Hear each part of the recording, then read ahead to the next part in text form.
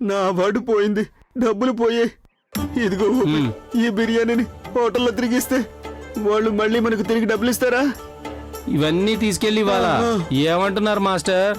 చాలా బాగుంది. టీచర్లందరూ భోజనానికి అక్కడ సిద్ధంగా ఉండుంటారు. నేను వెళ్ళిచ్చిరానా? లేకపోతే మీరు కూడా స్టాఫ్ రూమ్ లోకి వచ్చేయండి. అలాగే అలాగే, వాళ్ళందరినీ ప్రశాంతంగా తిన్నాం.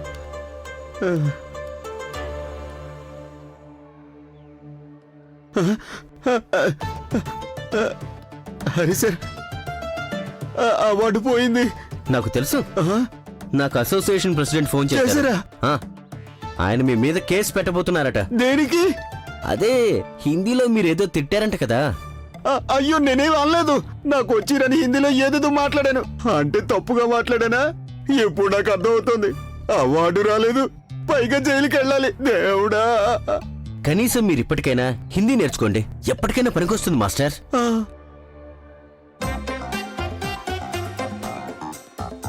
దేవుడా, ఈ వయసులో నేను ఇప్పుడు హిందీ నేర్చుకోవాలా తండ్రి? నేను అసలు ఏమీ చదువుకోలేదు.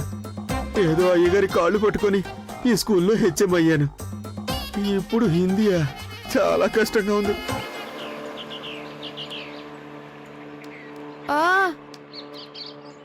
అమ్మా, ఇది చాలా నొప్పిగా ఉంది. నీ చీర నిజంగానే చాలా బాగుంది వల్లి.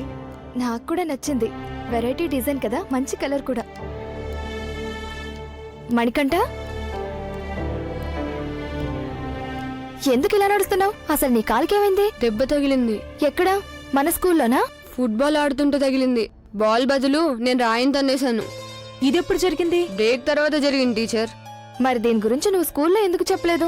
మందు రాసి కట్టుకట్టేవాళ్ళం కదా. కాసేపు ఓర్చుకుంటే అదే తగ్గిపోతుంది టీచర్. మందులు అలవాట్లేదు, అదే తగ్గుతుంది. నీకు ఈ కట్టు ఎవరు కట్టారు?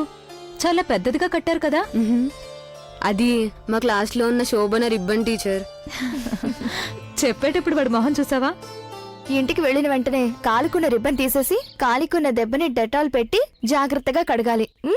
సరే టీచర్. ఆ తర్వాత 2 రోజుల పాటు కాలికి నీళ్లు తగలనివ్వద్దు. ఈ రోజు ట్యూషన్ కి రావద్దు, సరేనా? అలాగే టీచర్. ట్యూషన్ కి రావద్దని చెప్తున్నాను కదా, వాడి మొహం చూసావా? నీ దగ్గర ట్యూషన్ కదా, హిట్లర్ దగ్గర కూర్చున్నట్టు చాలా స్ట్రిక్ట్ గా అనిపిస్తుంది. అందుకే ఇప్పుడు ఈ సంతోషం. అబద్ధం చెప్పడంలో ఈ ప్రపంచంలో ఎవరైనా నీ తర్వాతే. అది ముఖ్యంగా నా విషయంలో అంటే నువ్వు ఇంకా హుషారుగా మాట్లాడుతావు. మళ్ళీ టీచర్, ఈరోజు స్కూల్లో చాక్లెట్స్ ఎందుకు పంచారు? గోపి సార్ని అడిగితే హెచ్ఎం పుట్టినరోజు అని చెప్పారు. ఏంటి టీచర్లు ఇద్దరు అంత సంతోషంగా నవ్వేసుకుంటున్నారు? ఎందుకో మీకు అంత సంతోషం? మీ గురించే. ఈరోజు మీ పుట్టినరోజు కదా. నా పుట్టినరోజా? అలాగని ఎవరు చెప్పారు? చాక్లెట్లు ఇచ్చినప్పుడు గోపి సారే చెప్పారు. సరే, నా పుట్టినరోజుకి మీకు మిఠాయిలు ఇచ్చాను అనుకోండి. గోపి వాడి సంగతి నేను రేపు తెలుస్తాను. మాస్టర్, ఏంటి మీరు కూడా ఏమైనా చెప్పాలనుకుంటున్నారా? చెప్పండి. అది కాదులేండి మాస్టర్, మీకేదో లాటరీ రాబోయే ఈ రోజు కేవలం ఒక నెంబర్లో పోయింది. లాటరీ తగిలిండదని తెలిసింది. మాకు ఆరి సార్ చెప్పారు. అదైతే మాత్రం నిజమే. కాస్తలో తప్పోయింది. ఈసారి సాధిస్తాలండి. పాపం ఎందుకు ఇంకా ఆయన అలా ఏడిపిస్తున్నావు? ఈ కొద్దులేయచ్చు కదా. అన్నట్టు సునంద టీచర్, నాకు తెలిసినంత వరకు మీకు పరిచయం ఉన్న ఒక హిందీ టీచర్ ఉండాలి. వారు ఇప్పుడు ఇక్కడే ఉన్నారా? లేరు మాస్టర్, నాకు తెలిసిన వాళ్ళందరూ తెలుగు మాట్లాడేవారే. హిందీ మాట్లాడే టీచర్ తెలీదు. నేననేది ఆ టీచర్ కాదు, అందరికీ హిందీ పాఠాలు నేర్పిస్తుంటారు ఆ టీచర్. ఓ, అలా నాకెవరూ తెలీదు. ఇప్పుడు నాకు అలాంటి వాళ్ళు ఎక్కడ దొరుకుతారు? ఏమైంది మాస్టర్? అర్జెంటుగా నేను కాస్త హిందీ నేర్చుకోవాలి. అది మన దేశ భాష కదా, అందరికీ రావాలి కదా. దానికోసం ఎవరినో ఎందుకు సార్ వెతకడం? మన స్కూల్లోనే ప్రేమ టీచర్ ఉన్నారు కదా, పిల్లలందరికీ ఆవిడే నేర్పిస్తారు కదా. ప్రేమ టీచర్ గురించి మాట్లాడుకోకపోవడం మంచిది. 7వ తరగతిలో చదువుతున్న పిల్లలందరికీ ఆవిడే పాఠాలు చెప్పింది. హిందీలో పిల్లలందరికీ మార్కులు ఎన్నొచ్చాయో తెలుసా?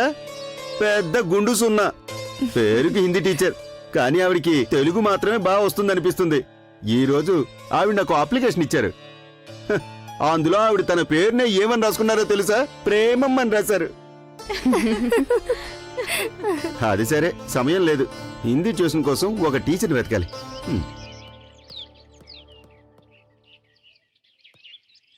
ఇలా నడిస్తే మీరు రేపు సాయంత్రం వరకు ఇంటికి వెళ్ళరేమో. కాస్త త్వరగా వెళ్ళండి టీచర్. వాడెలాగో ఒంటికాలు వేసుకునే కదా వెళ్ళాలి ఇంటికి. ఈయనకి దేని గురించి తెలీదు. ఈయన్ని మాస్టర్గా ఎవరు చేస్తారో నాకు అర్థం కావడం లేదు. ఒకవేళ ఏదైనా రికమెండేషన్ తో జాబ్ లో జాయిన్ అయి ఉంటారు. కోపము చిరాకి ఇవి రెండు తప్పించి ఆయన బుర్రలో ఇంకేది ఉండదంటారు. ఆయనకి ఎవరేం చెప్పినా అర్థం కాదులే. ఏదో మాట్లాడాలని చెప్పి బోట్లో ఎక్కించుకొని నన్ను ఇక్కడికి తీసుకొచ్చారు, కానీ ఇంతవరకు ఏం చెప్పలేదు. దీని గురించి అడగాలని ఇప్పుడు అనిపించిందా? ఆ, అది కాదు, మీరు నన్ను ఏం చెప్పాలని తీసుకొచ్చారో అది చెప్తే వెళ్ళిపోతాను. మీరు ఎలా వెళ్తారు? నీళ్లలో ఈదుకుంటూ వెళ్తారా? అయ్యో అదేం లేదు బాబు. కావాలంటే నీటిలోకి నేను వస్తాను, రండి. అయ్యో నా ఉద్దేశం అలా కాదు బాబు. మీరు ఏం చెప్పాలనుకుంటున్నారో ఆ విషయం చెబితే ఇక నేను ఇంటికి వెళ్తాను అని. ఇంతవరకు నేను స్కూల్కి సంబంధించి ఏ విషయాల్లో తలదూర్చలేదు. అన్ని విషయాలు మీరే చక్కగా చూసుకుంటున్నారనుకున్నాను. అంటే ఇప్పుడు మన స్కూల్కి ఏదైనా సమస్య వచ్చిందా? స్కూల్ గురించి పెద్దగా కంప్లైంట్లు ఏమీ లేవు, కానీ మీ గురించి మాత్రం చాలా వింటున్నాను. అయ్యో, నేను నా గురించి కంప్లైంట్ చేసే విధంగా ఏ తప్పు చేయలేదు బాబు. ఎవరైనా ఏదైనా తప్పు చేస్తే తిడతానంతే. మన స్కూల్లో కొన్ని రోజుల క్రితం ఒక సంఘటన జరిగింది. అది మీకు గుర్తుందా? 2 పిల్లలు సిగరెట్లు కాలుస్తూ ఉండగా ఒక టీచర్ చూసినందుకు గొడవ జరిగింది. అవునవును, నాకు బాగా గుర్తుంది. వల్లి టీచర్ ఆ రోజు నేను సహాయం చేయలేదని ఈయనకి కంప్లైంట్ చేసినట్టుంది. ఏం చెయ్యాలి ఇప్పుడు? సహాయం చేస్తే అర్చన మేడంకి కోపం వస్తుంది, చేయలేదంటే ఈయన కోపం వస్తుంది. ఏంటేదో ఆలోచనలో పడ్డారు? లేదు, ఆ రోజు ఏ టీచర్కి సమస్య అయిందా అని ఆలోచిస్తున్నాను. దాని గురించి కాదు ఇప్పుడు నేను మిమ్మల్ని పిలిచింది. చేసింది ఎవరైనా కావచ్చు, జరిగిన దాని గురించి మీరు ఏ యాక్షన్ తీసుకున్నారో తెలుసుకుందామని పిలిచాను. దాని గురించి ఎవరికీ తెలియకూడదని అప్పుడే మర్చిపోమని చెప్పాను. ఒక స్కూల్కి హెడ్ మాస్టర్ అయినందుకు మీకు కొన్ని బాధ్యతలు ఉంటాయి కదా. స్కూల్లో చదువుకునే పిల్లలు ఎవరు వ్యసనాలకు బానిస కాకుండా చూసుకోవడం హెడ్ మాస్టర్గా మీ బాధ్యత అవుతుంది కదా. దాని గురించి ఏం ఆలోచించారో అడగడానికి పిలిచాను. మీరు నన్ను ఏం చేయమని చెప్తే అది చేస్తాను. ఇలాగే వదిలేస్తే మన స్కూల్లో మత్తు పదార్థాలు అమ్మడం కూడా మొదలు పెట్టేస్తారు. అది అదుపు చేయడానికి పోలీస్ డిపార్ట్మెంట్ వాళ్ళు కొన్ని పద్ధతులు పెట్టారు. ఆ పద్ధతులు మన స్కూల్లో కూడా పాటించాల్సి ఉంటుంది. మీరు చేయవలసిన పని ఏంటంటే మన స్కూల్లో చదివే పిల్లలందరినీ జాగ్రత్తగా గమనించడం. అవసరం లేకుండా ఎవరైనా షాపులకు వెళ్ళి రావడం, అపరిచితులతో ఎక్కువగా మాట్లాడుతూ ఉండడం, వారి ప్రవర్తనలో ఏదైనా మార్పు ఉందా లేదా అని ఇటువంటి చిన్న చిన్న విషయాల్ని మీరు జాగ్రత్తగా కనిపెడుతూ ఉండాలి. దీని గురించి ఇంకెవరికి తెలియకూడదు, అర్థమైందా? అలాంటిది ఏదైనా జరుగుతుందని తెలిస్తే పోలీస్ స్టేషన్కి వెళ్ళి ఆఫీసర్కి చెప్తే ఆయన చూసుకుంటారు. నేను చెప్పింది చేయడానికి మీకు కష్టంగా ఉంటుందని నాకు అనిపించట్లేదు.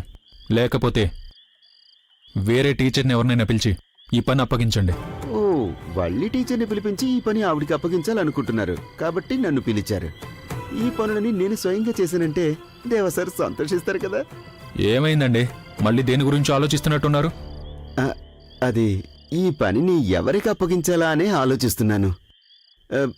వల్లి టీచర్ అయితే సరిగ్గా ఉంటారనిపిస్తోంది. మీకు అసలు బొర్రలేదని అందరూ అంటూ ఉంటారు, అది నిజమే అనిపిస్తుంది. ఇటువంటి పనులు చేయడానికి ఎవరైనా ఆడవాళ్ళని నియమిస్తారా? మీరు పని చేయండి, ఈ పని హరీసార్కి అప్పగించండి. ఆయన అయితేనే సక్రమంగా చేస్తారు. దీని గురించి ఆయనకి రేపే చెప్తాను సార్. ఈ విషయం చాలా రహస్యంగా ఉండాలి, అర్థమైంది కదా? అయ్యింది సార్, నేనెవరికి ఏం చెప్పను. అదేంటి, ఎవరికి చెప్పకపోతే ఎలా? మీరు దీని గురించి టీచర్లకు చెప్పాలి. అప్పుడే కదా వాళ్ళు పిల్లల్ని గమనించడం సులభం అవుతుంది. అర్థమైంది అర్థమైంది.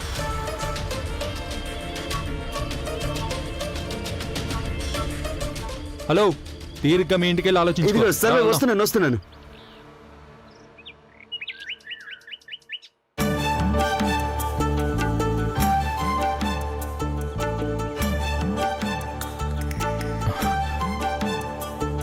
ఏంటి, ఏం కావాలి? ఏమీ లేదు. మరి ఏంటి నిలబడి చూస్తున్నావు? అది మీరు ఎక్సర్సైజ్ చేస్తుంటే నేను చూస్తున్నాను. ఎందుకు చూడడం? నీకు కూడా చేయాలని ఉందా ఏంటి? మీరు నేర్పిస్తే నేను తప్పకుండా నేర్చుకుంటాను. అవును, మరి నాకు కూడా ఇప్పుడు అదే పని కదా, నీకు ఎక్సర్సైజ్లు ఎలా చేయాలో నేర్పించడం.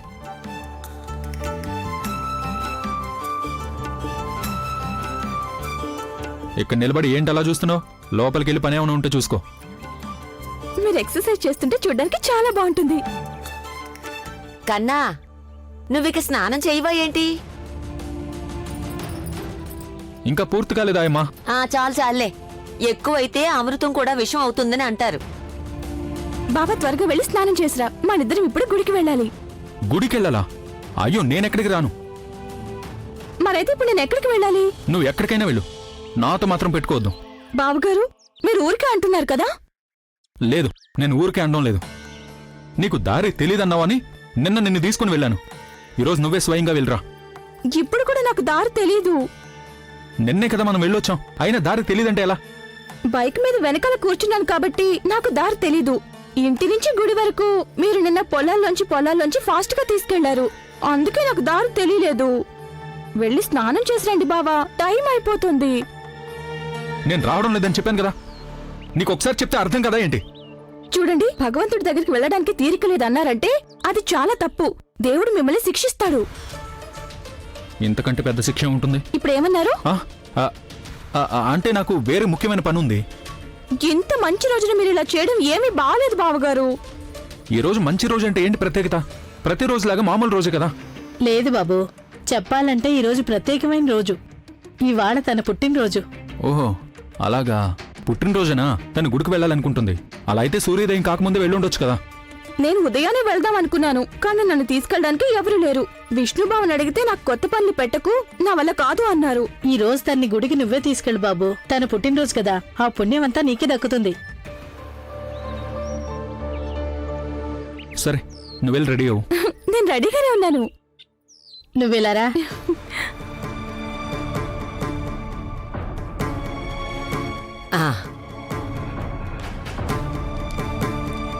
ఏంటో నాకు ఈ తలనొప్పి.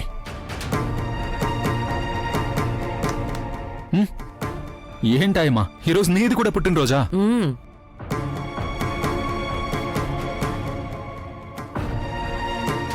ఏంటాయమ్మా ఇదంతా?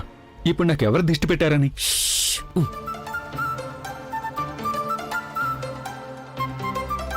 ఈ ఆయమ్మకి ఏమైంది?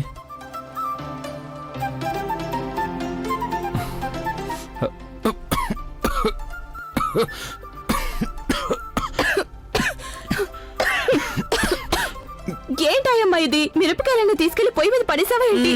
నువ్వు కాసేపు ముక్కు మూసుకొని కూర్చో, అదే తగ్గిపోతుంది. ఉన్నట్టుండి ఎందుకు ఇలా చేసావా అమ్మా? ఇదంతా నువ్వు క్షేమంగా ఉండడం కోసమే చేశాను బాబు. అయ్యో నా బుజ్జాయమ్మా.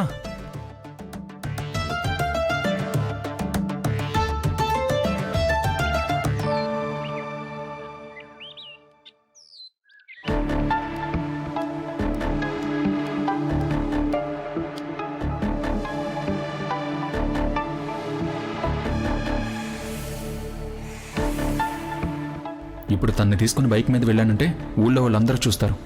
కారులో తీసుకుని వెళ్తాను, అప్పుడైతే ఎవరికి కనిపించను.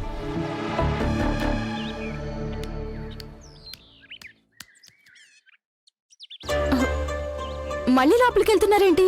నువ్వు లోపలికి రాకు, ఇప్పుడే వస్తాను. ఎక్కడే ఉండు.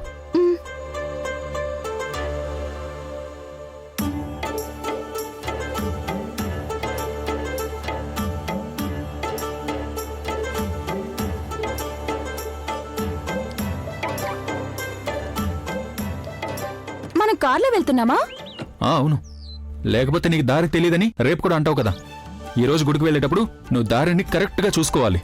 మళ్ళీ వచ్చి నాకు దారి తెలియలేదు అని అనకూడదు, అర్థమైందా? బండెక్కు.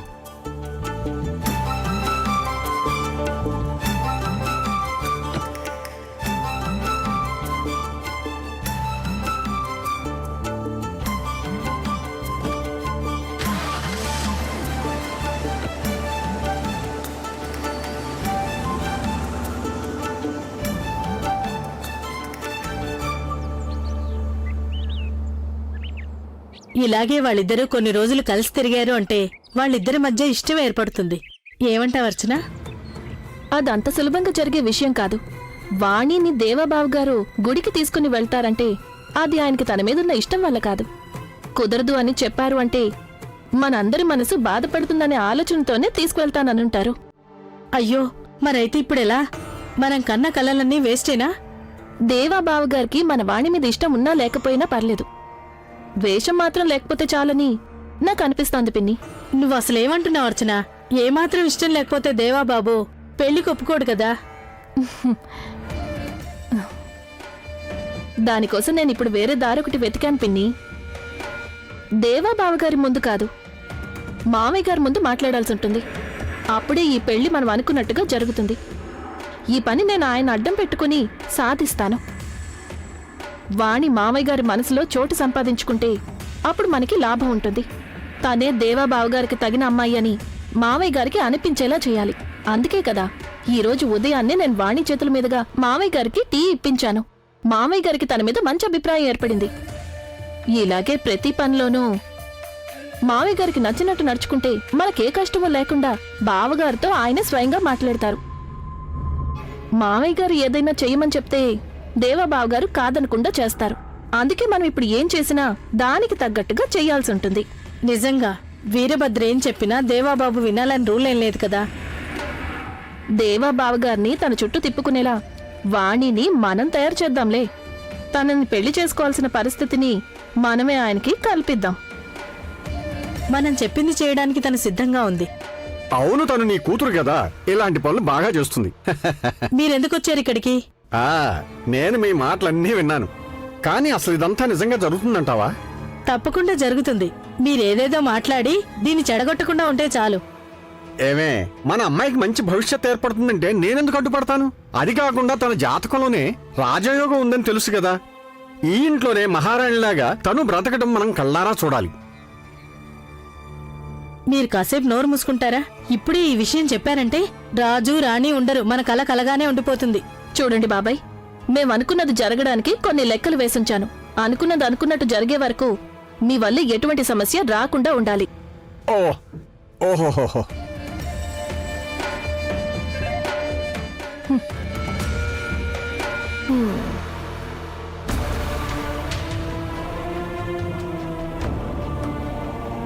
ఈ రోజు వస్తానని దేవా సార్ ఖచ్చితంగా చెప్పారు, కానీ వస్తారో రారో ఇంతవరకు నాకు కనిపించలేదు. ఒక ఫోన్ లేదు, మెసేజ్ లేదు. బిజీగా ఉండుంటారా? ఒకసారి నేనే చేసి అడిగి చూస్తాను.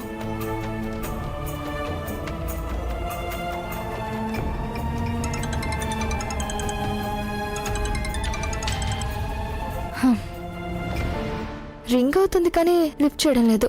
ఒకవేళ ఆయనకి వినిపించలేదేమో. మళ్ళీ నేను కాసేపు ఆగి చేస్తాను.